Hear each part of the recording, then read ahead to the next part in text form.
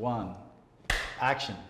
Yes. All right, guys, today I'm here with local influencer, acting manager at the influencer agency, Zak Hasleby. Thank you very much, my friend. Thanks for having me, Thomas. Oh, stop it. So you're an Instagram star? Yeah, that's what I am. That's what I do. Explain why you don't necessarily like that classification. I think it just comes with a lot of negativity, the whole Instagram star or influencing, as you call it. I've had a lot of controversy in the past where people have labelled me Instagram star, and it's blown up a bit of, yeah, it's just not nice, some of the comments, but that's really it. Yes, I think that's probably the other side to what you do that I think a lot of people don't really get to see, is maybe the negative side. Do you ever try to hide certain parts of your life from that? Not really. I kind of put whatever online. I kind of got over the fact. I mean, when I was obviously, when I wasn't out as gay, I would post things and people would comment like, "You're so gay," and I'd go and delete it because I'd be so scared that people would find out. Or like, but like, I don't think it was like a mean, I don't know, like it's just things like that kind of, I guess, made me a little bit nervous. But I don't know, I kind of just put everything online. I'm completely different, I guess, from online to real life in the way that when I'm online, I'm very confident, or when I'm with friends and filming things, I'm very confident and funny, joyful. But if I'm like with complete strangers or people I don't really mingle with, I'm actually pretty shy.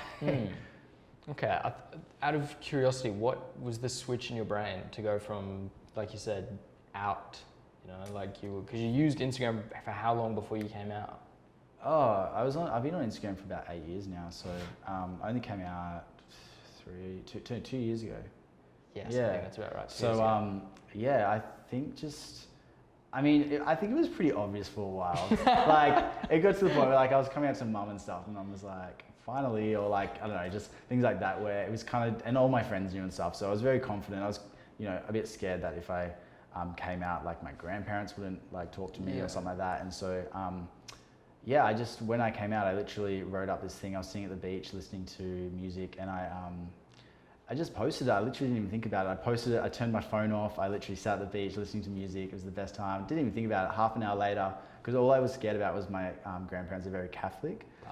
So, and my dad is very, very Catholic, obviously, and a bit homophobic, to be honest. But so I didn't tell them. So I just kind of did it, didn't think about it. Got back into the car, and I just looked at my phone and I was like, oh, okay. I could see like the likes and comments and stuff come up, and I was like, oh, okay. Like, didn't really want to look through them, and like I started looking through and stuff. And one of the things I noticed is like, you know, when people comment and then there's like little likes on each of them and stuff. Yeah. I was like, oh, okay. So I like looked at them, and it was my nana literally liking every single comment and responding to every single message. Like people just commenting like the nicest things, and my nana just literally commenting just on every single thing. So the support was incredible. It was crazy. And she like wrote me this massive message. I remember it, and like I was just blown away because it was the one person I was so scared to tell, and she was the most supportive of the family. Like, holy moly. Yeah. So I literally broke down. It was very, Yeah, I remember when I saw it pop up on my Instagram. I remember thinking like, no shit. Like, I'm surprised. I think it was so funny because like even before that and stuff, when you like use hashtags and stuff, I used to always like slip in hashtag gay somewhere just because it gets you a bit more likes when you take your shirt off and stuff. But and people picked up on it too. People would like it. I remember my sister like brought it up one time. She was like, "Why do you have like hashtag gay in your thing?" And I was like, "Oh, get you more likes." Do it. Holy moly. Speaking of likes, how did you find the transition? You know, when they just disappeared? I got interviewed so many times about this. Oh, well, I'm sorry. No, I mean, in a lot of ways, I think it's good. In a lot of ways, I think it's bad. I think it's bad because if you want to become an influencer and you want to grow your social media platform, I think it's going to be quite hard for you to do. I know for myself, when I'm working on myself, I've got already working with clients. I'm already working with quite big clients that, you know, people go to my page and they can see that and go, okay, we will work with him. But now if you want to become an influencer, you're kind of posting photos, you can't see how much likes there are. And if you haven't worked with anyone, how's a client going to look at your page and go, oh, okay, I might work with them. In saying that though, there is a lot of platforms that can just show you. I mean, if you actually just go on the online Instagram page, you can still see it. Yeah. So as the influencer agency working there, we just go offline so we can just see everything. So it doesn't really change that aspect. It's more if people are following you, I guess, and they're kind of looking through and seeing the likes. But then the good side to it, I guess, is the whole anxiety of trying to get as much likes and get as much comments. Yeah. So do you think overall positive? I think it's positive, yeah. I mean, at the start, I think everyone's a bit crazy and a bit like, what are we going to do? But I think now everyone's kind of cooled down with it, and it doesn't really matter anymore, I think. Everything's happy, I want to talk about something that has been in the news a bit in regards to influencers using, let's say, their position of influence to maybe secure goods, such as food, dining experiences. Do you kind of know what I'm talking about? Yeah, it's nuts. Like, I remember reading this article and going, oh, I hate this community. But no, like, not hate it, but I hate the aspects of some parts of the community. But yeah, there was an article about some food bloggers that were going to restaurants and basically just eating their food. And when they went to go pay, they would tell the business owner that they're an influencer and that they're going to post about it for the service, which, I mean, sometimes for businesses that's good, but I wouldn't eat the food and then tell them. I would email them before or message them before and say, oh, I can do this and create some content and give it to you and use it for your page and stuff. So then it kind of works. It's an exchange. Yeah, but it's not like a ransom. To kind of just get it first and then go and tell them that you're not going to pay for it is kind of bullshit. And then afterwards, you know, there was thing going around where because they were paying for it, even though the meal was really nice and they had a great meal, they were leaving bad reviews on their Instagram just because they had to pay for it. So that's definitely the ugly side to it as well. Yeah, it is, because it can really hurt, especially a small business that's, you know, probably strives off getting that bit of social media posting and getting those like, you know, friend referrals. And for someone to just post something like that might actually turn away a few customers that were following them. There's a lot of power in obviously the fact that you actually influence certain demographics. Do you feel your power? You know, do you sometimes put something out and realize that you're reaching, you know, tens of thousands of people? Yeah, sometimes. This is another thing actually, I'm gonna bring it up. But the other day I posted some stuff about this fringe show that caused some ruck. So we actually paid for this fringe show, so I don't care, I can review it how I want. But we basically went to this that was $25 each. And basically you go in there and you get some headphones and it's supposed to intimidate you and supposed to make you feel like you're in a plane crash. And so we were like, that's sick, let's go. So we went, bought a ticket, disclaimer, bought a ticket. And yeah, we got in there and it was like, you got the headphones and it was horrible. It was just like literally rocking tiniest bit. It was just loud noise.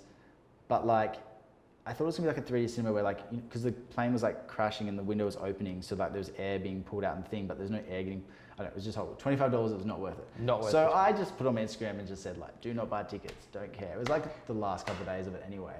But then a lot of people did actually message me back and say, I wish you told me that you were going because I would have said the same thing. Like so many people. But then there was some actual influencers that were like, oh, I hope you didn't get invited to that, or I hope you didn't like, you know, go that. And some of those influencers went that I saw and they were invited and stuff and they put like 4 out of 5 stars and things like that. And then I literally messaged them and they're like, oh no, it was a bit weird. And I'm like, but they can't, because they were invited, they don't want to review it bad. It's kind of, ooh, that's a disconnect. and I don't like that. I think if you're, I mean, it's probably a bit harsh me saying like, don't buy tickets. Like I probably should just been like, didn't really like it. But but you're being honest. But in saying that, a lot of people did also message saying, oh, I was looking forward to that. Now I'm not going to go. So I was like, oh.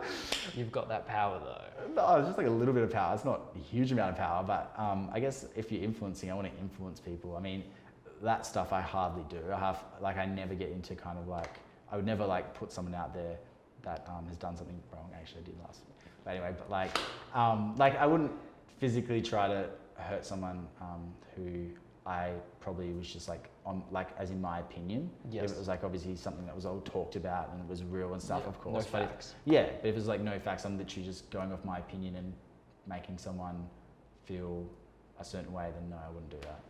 Because I imagine you would have seen in your time on the platform, have you seen negative comments about yourself appear? Yeah, I've had like fake accounts being made and like called Zak Hasleby Adventures scum. I've had people call, Yeah, just like weird accounts, and then they like message me and they say like, oh, they put in the comments and comment back to people and say, yuck, why would you follow Zach? I've had people that have like it was like Zak Hasleby scum or something, and then every company I worked with, they sent a message to him being like, why would you work with Zach? He's like, What? yeah, I've had some weird ones. Do you find... I've got a lot of foot fetishes as well. Really? So many people on my feet. No, I'm not asking a question. No, come on. It's going to get more views now than ever. Yeah. I would love to talk about, because the other night me and you were both at an event. Yeah. And for myself, I don't usually frequent those events, in all honesty. And I went there and I looked around and I had this moment where I was like, I'm the least important person here. No, you're not. What I meant was, everyone there had so much influence and they all kind of had some community around them. I think everyone's got their own niche. True. Yeah. And I think what I found was super interesting is that you knew 90% of the people there. Yeah. I'm definitely not going to ask you to name or shame. Definitely never. I'm curious as if you notice a disconnect between people's social profiles and who they are. Yeah, 100%. But I'm the same, like in a way, like that. I'm a bit out there, and then sometimes people meet me. Like I went down to Margaret River and like with the Margaret River tourism, and this girl was like, "Oh, you make a vlog," and I'm like, "Yeah, no problem." So I went there. I was by myself, by the way, and yeah, the girl kind of like the overall manager, like the second day, kind of met me. She's like, "I thought you were a bit more like fun and energetic," and I was like, "I am, but like when the cameras are rolling, give me some beer." No, yeah, but I mean, I've met people, I guess, out and then talked to them and stuff, and then they've kind of been a bit weird. Or I've met people that kind of abuse the like invites and stuff like that. Like the whole reason you're being invited to an event really is to influence it. I mean, if you obviously don't like the product, I mean, don't post if you don't want to. Like, but there's some people that just kind of go there, drink, eat, and put some stories up of like the cheese platter or something, and then just the whole event is for like something completely different than just the cheese platter that's on the table. Yeah, like, I know exactly. I mean? Yeah. So yeah, that's.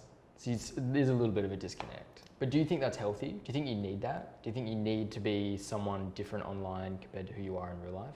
I don't know. Sometimes I've gone to events and literally met someone who I've like followed online, and we've just connected so well, like in a way that like I literally thought who they were, and then we just spent the whole night together, and then we literally go out to a bar like afterwards, the event and stuff. Like I've had so many scenarios where I've actually made like close friends with influencers just from them like meeting at an event and stuff. Yeah, I imagine it's a niche community, because I think friendships from like shared experiences. And I think being an influencer, you experience things that maybe some other people won't. So when you meet someone else who's an influencer and you go, oh my gosh, I know exactly what you're talking about. Yeah. You can kind of bond maybe a bit easier. Yeah. I mean, I literally don't care. Like, I love collaborating with people that are just creative. Like, I remember literally messaging you back in the day, and you were like doing photos. I was like, your photos are freaking amazing. Like, I just want to be friends with you. Like, I didn't want anything from you. Like, yeah. Like, that was how? Like 4 years ago. Yeah. Yeah. Like, so I don't care about the whole like numbers and how many followers you have. On the other side of that, when I saw that I'd been DM'd from Zak Hasleby, who had almost 100,000 followers, I was going, oh, we're eating good tonight. And I was like, yes. No. And then I met you and I was like, you're just a normal dude. Yeah. And you lived in the suburb I was shooting at the time. I was like, oh my gosh. And I lived with your a guy I went to high school with as well. I was like, Yeah. what? Yeah. No, that's, been a weird ride. I always like to end these episodes on basically like something to give back. I know. Something to give back. And I think the world of influencing is just going to keep going and going, and I think people are just going to start doing it. There's going to be micro-influencers and the whole lot. Yeah. If you could give one piece of advice, but also one warning to those wanting to go down the path, what would it be? Good advice. Be yourself. The more you know. Good advice. Jesus. I think just obviously be yourself, but kind of just post as you go. I've met so many people that have told me that they like want to be an influencer or they want to start a YouTube channel, and then I see them like 5 months later and I'm asking what they're doing and they're still saying, I want to start a YouTube channel, I want to start an influence. So I think just start creating content, start posting. You're not going to get followers just out of blank nowhere. You need to post regularly. You need to, constantly go and look at other people's followers and stuff and look at other hashtags and reach out and like and make friends in the community. Otherwise, yeah, you won't just 10,000 followers, whoppa, like it doesn't happen. So you need to work hard for it. I spent days where I literally like sat on my, it's really sad, but I used to sit on my bed and literally just like photos and stuff. And but that's the grind. now I don't do that, but for a while I was kind of trying to grow it in that kind of way and try and build a Perth audience, because it's another thing. If you want to work with brands in Australia and Perth, you want to obviously have the Perth audience and not like somewhere over in the US and stuff, because you can be promoting a product, but then if it's not reaching the people that are going to buy product, it, then it's kind of pointless. So so just do it would be the just advice. Just start and just be confident about it. And you know, if you're doing YouTube or if you're doing photography, you know, it's just you taking the photos or you video. You can delete the photos, no one's going to see it. So you don't, if you're ashamed to put up a video and you think it sucks, just delete it and start again. It's not going to... Yes, don't be afraid. Don't be afraid, just give it a go. Okay, and then what's a warning? Just be prepared that you're putting yourself online, and people will have different opinions of you, and some will be negative, some will be positive, but you just got to remind yourself why you wanted to start it in the first place. I don't think I could have asked for a better answer, my friend. Thank you so much. Yeah, thank you so much for watching, guys. I got a bit emotional at the end.